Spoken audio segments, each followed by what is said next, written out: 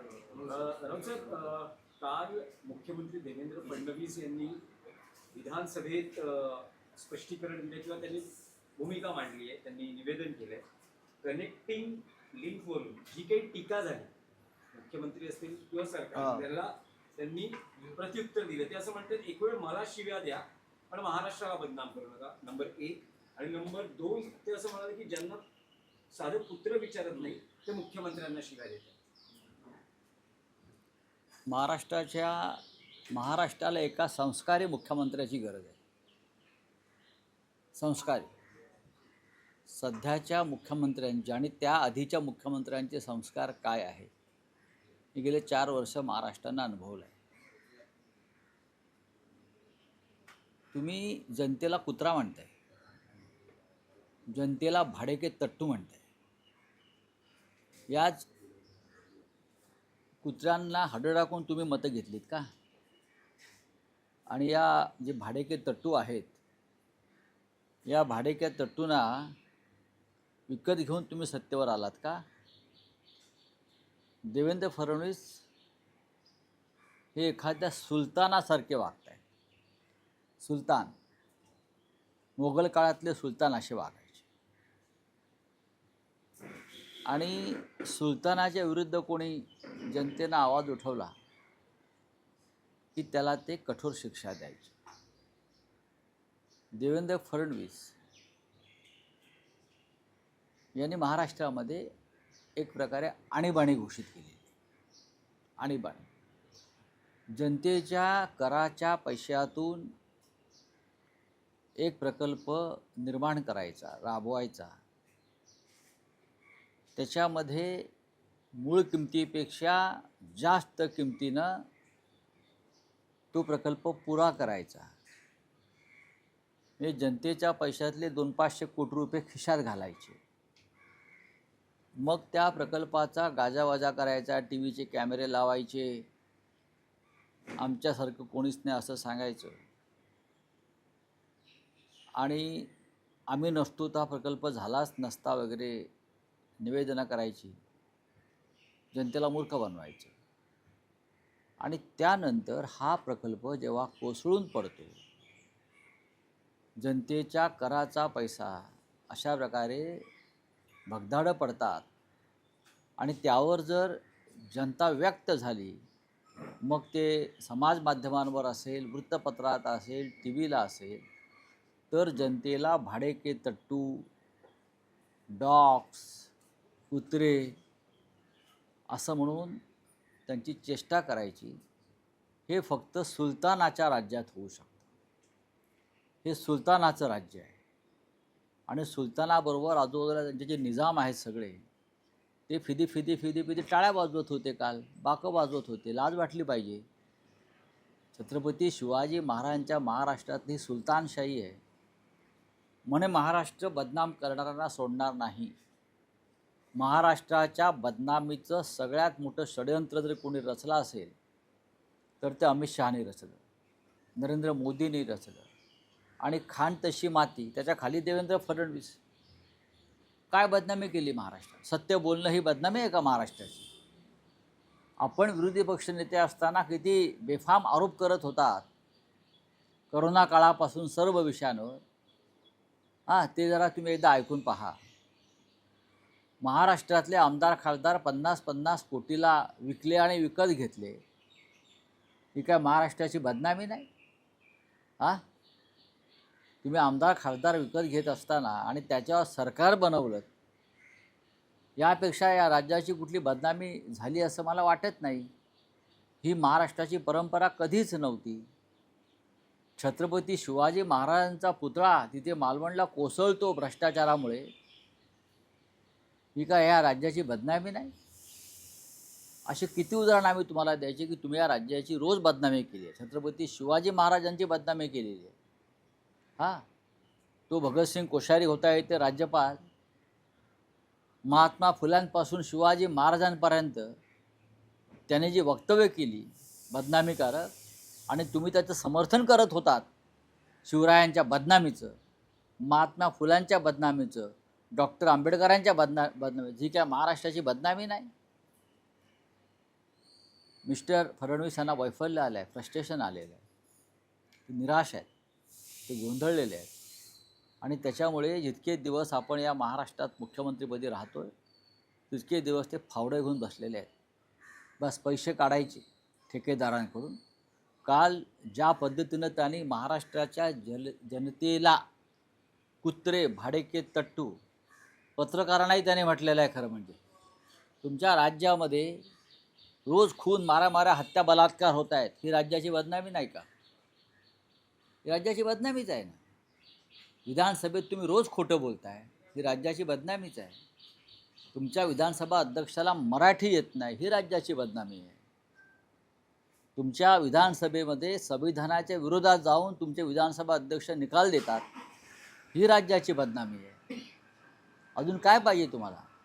आणि तुमच्या भ्रष्टाचारावर बोट ठेवलं जनतेने तर ती जनता भाडेके तट्टू, ती जनता म्हणजे कुत्र्यासारखी भुंकणारी,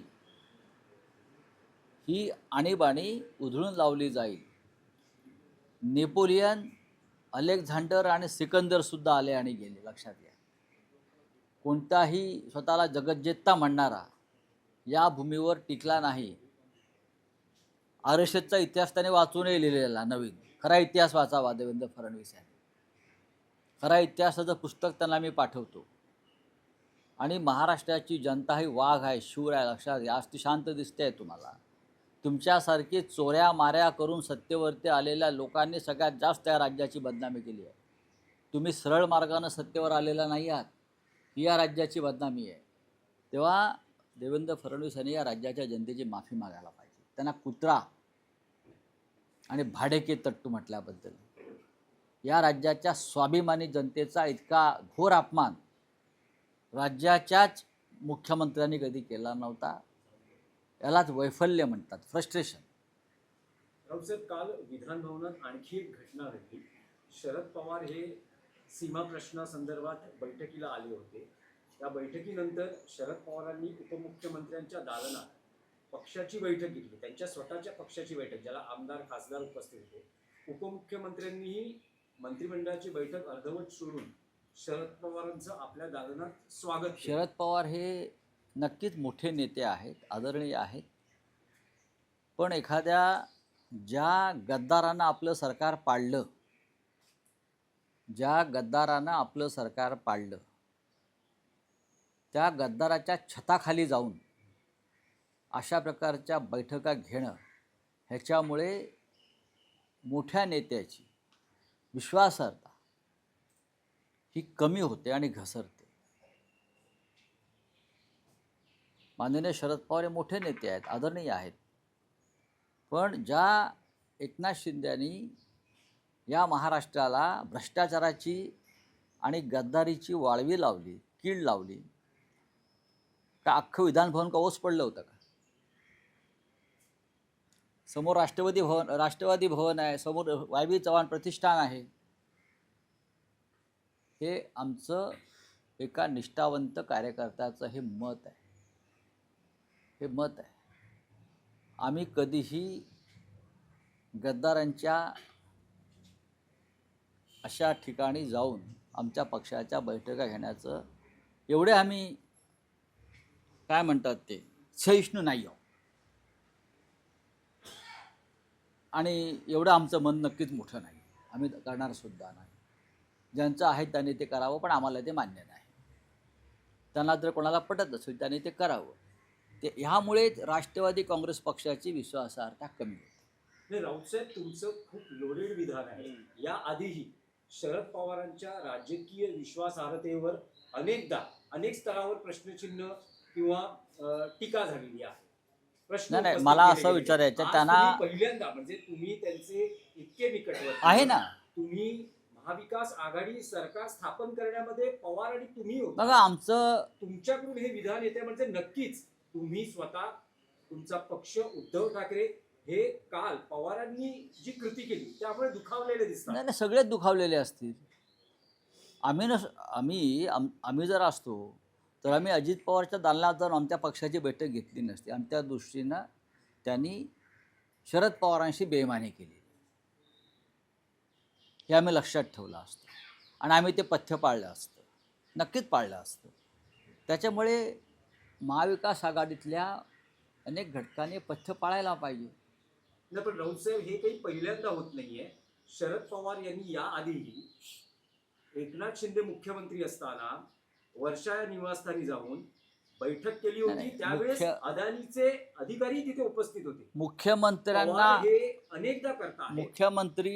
मुख्यमंत्र्यांना भेटणं पवार साहेबांसारख्या ज्येष्ठ नेत्याने ह्याच्यामध्ये मी काय चुकीचं मानत नाही. राज्याच्या प्रश्नाविषयी नाही, कालची बैठक विधानभवनात जे माननीय पवारसाहेब आले ते सीमा प्रश्नासंदर्भात एक महत्त्वाची बैठक होती, त्यासाठी ते आले. खरं म्हणजे ती सीमा प्रश्नाच्या बैठकीत काय घडलं हे बाहेर आलं नाही.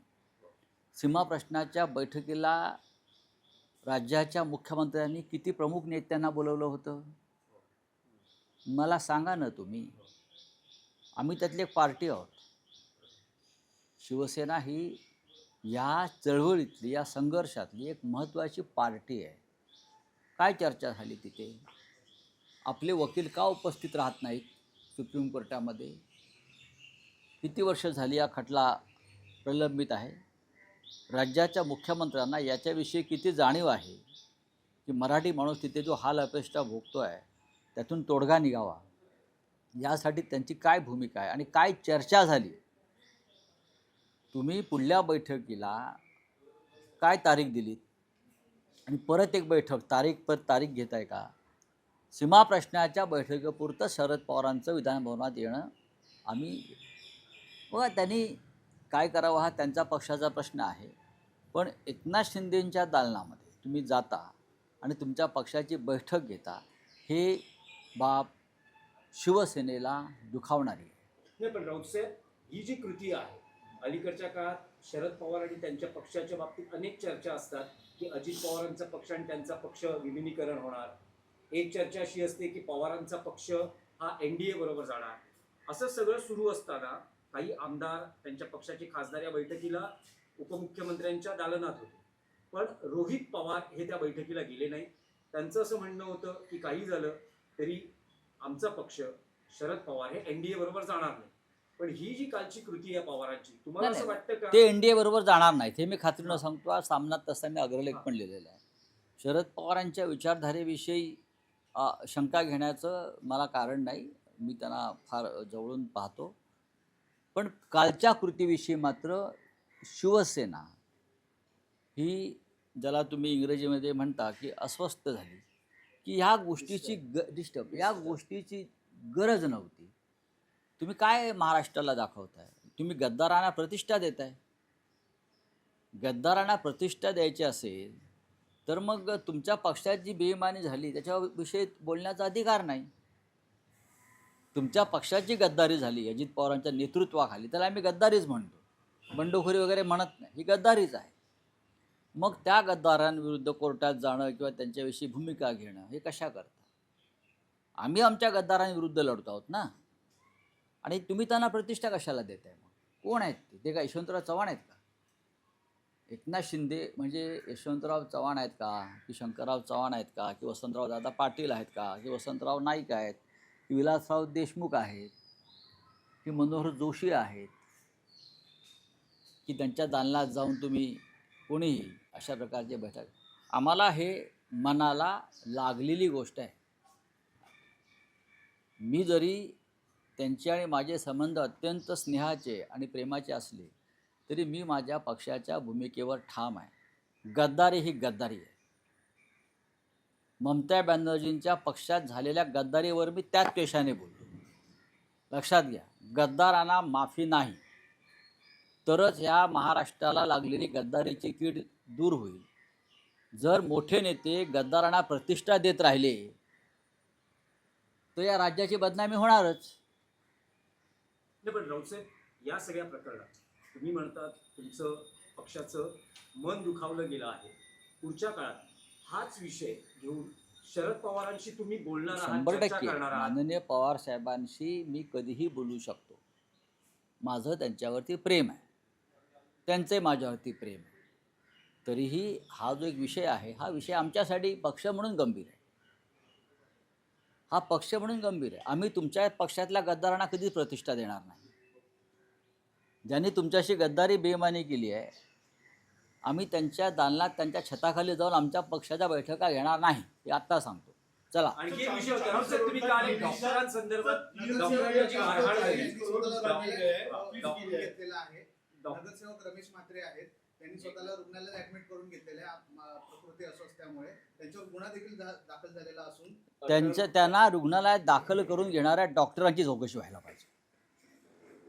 ते जे इस्पितळ आहे बरं का, गुंडांच्या प्रकृत्या बिघडतात, त्यासाठी खोटी सर्टिफिकेट तयार केली जातात आणि मग अटक केलेली असताना त्यांना मग मस्तपैकी एखाद्या 5 स्टार रुग्णालयात ठेवलं जातं. ही परंपरा आहे. डोंबिवली कल्याण भागात हे मोठ्या प्रमाणात चालते. आता हे सर्टिफिकेट जे आहे त्यांच्या आजारपणाचं, हे डॉक्टर श्रीकांत शिंदेनी दिलं आहे का, ते पहा. हे कसं काय होऊ शकतं? 8 तासापूर्वी बेफामपणे मारहाण करताना या माणसाची प्रकृती ठणठणीत होती, त्याच्यामध्ये ऊर्जा होती ना. टनाटना उड्या मारत होता टेबलावर, शिव्या घालत होता, आणि पोलीस अटक केल्यावर त्याची प्रकृती बिघडते. त्याच्यामुळे ज्या डॉक्टरांनी त्यांना अशा प्रकारचं वैद्यकीय प्रमाणपत्र दिलं आहे, त्या डॉक्टरची आणि त्या इस्पितळाची ताबडतोब चौकशी व्हायला पाहिजे, उच्चस्तरीय. हे खोटं प्रमाणपत्र आहे वैद्यकीय. मी आत्ता सांगतो तुम्हाला, काही होत नाही या लोकांना. हे गुंड आहेत सगळे. गुंडांच्या प्रकृत्या कधी बिघडत नाही, ते ठणठणीत असतात. मुख्यमंत्र्यांना जर काय सत्कार्य करायचं असेल तर हे करावं. नाही, पण राऊत साहेब, या सगळ्या प्रकरणात भाजप मौन बाळगून आहे. उपमुख्यमंत्री एकनाथ शिंदे स्वतः काही या प्रकरणात बोललेले नाहीये. डॉक्टर श्रीकांत शिंदे यांनी या घटनेचा निषेध केलेला आहे. निषेध करून का फायदा? तुमच्या पक्षातल्या गुंडाला जो पोलीस लॉकअपमध्ये असायला पाहिजे, डॉक्टर शिंदे, तो 8 तासामध्ये आजारी पडतो. डॉक्टर त्याला खोटं सर्टिफिकेट आहे, मी तुम्हाला सांगतो, खोटा अहवाल आहे त्याचा. तुम्हाला लॉकअपमध्ये जायचं नाही म्हणून तुमची व्यवस्था ही इस्पितळातल्या छान खोलीमध्ये होते. तिथे गर्दी जाऊन बघा काय त्याच्या लोकांची आहे ती. सकाळीच मला सांगितलं, त्यांची पूर्ण 5 स्टार व्यवस्था तिकडे आहे. खरं म्हणजे हे जे डॉक्टर संघटना मार्ड वगैरे आहे ना, त्यांनी ह्याच्यावरती आंदोलन केलं पाहिजे. आता काल तिकडे आदित्य ठाकरे जाऊन आल्यावर ही कारवाई झाली. काल युवा सेनेचे नेते, प्रमुख शिवसेनेचे नेते आमचे आदित्य ठाकरे तिथे गेले. त्यांनी परिचारिका डॉक्टरांशी चर्चा केल्यावरती जो दबाव आला, त्यानंतर अटक झाली. ही कागदोपत्री अटक आहे, त्यांना अद्याप खरी अटक झालेली नाही. हा भूलभुलैया है. चला, हिंदी में क्या है? 440 करोड़ का टीएमसी का पैसा फ्रीज किया गया, ये राजनीति है, ये कार्रवाई लगी आपको? ये राजनीति है, ये राजनीति है. सबसे पहले तो जो पार्टी फंड है उसके ऊपर ताला लगना चाहिए, बीजेपी के फंड के ऊपर.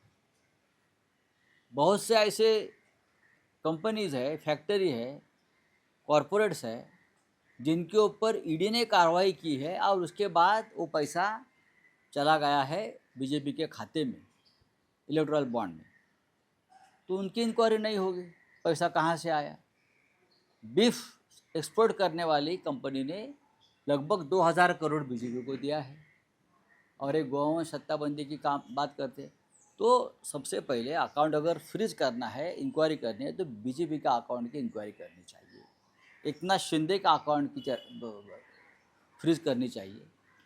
लेकिन तृणमूल कांग्रेस का अकाउंट के ऊपर इंक्वायरी हो रही है, ये गलती है. सर, जो राम मंदिर है, राम मंदिर की इसमें जो ट्रस्ट के जो रिसीट है वो फर्जी पाया गया.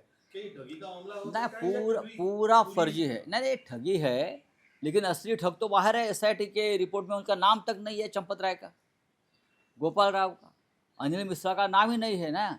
तो इंक्वायरी छोटे छोटे मछली को पकड़ लिया. डुप्लीकेट रिसीट बुक्स है, सब कुछ है. पैसा कहाँ गया सबको पता है. वो पैसे से कहाँ, पुणे से दिल्ली तक, नोएडा तक, अयोध्या तक कैसे घर बनाए हैं, बड़े बड़े महल बनाए हैं, ये भी रिकॉर्ड पर आया है. क्या करती है सरकार? कुछ नहीं कर रही. सर, मिसिंग लिंक पे फडणवीस ने कहा है कि बदनामी बदनामी देखेंगे नहीं हमारा? कौन सी किसकी बदनामी? आप किसको धमकियाँ दे रहे हो? राज्य के मुख्यमंत्री देवेंद्र जी, आप धमकी दे रहे हो। आपने एक तो पहले जनता के पैसे का, टैक्स का अपहार किया है, वो भ्रष्टाचार किया है।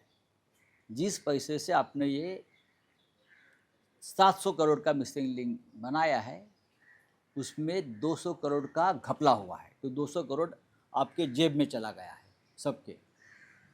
बाकी का क्या हो गया आपने देखा, पहले बारिश में वो पूरा धस हो गया है। अगर हम सवाल पूछेंगे, जनता सवाल पूछेगी, तो जनता को आप कुत्ता कहेंगे, जनता को भाड़े के टट्टू कहेंगे। हाँ, तो आपने क्या महाराष्ट्र में आपातकाल लगा दिया है कि कोई सरकार के भ्रष्टाचार के खिलाफ बात नहीं करेंगे? करेंगे तो हम जेल में डाल देंगे। धमकियाँ दे रहे हो आप, दे दो।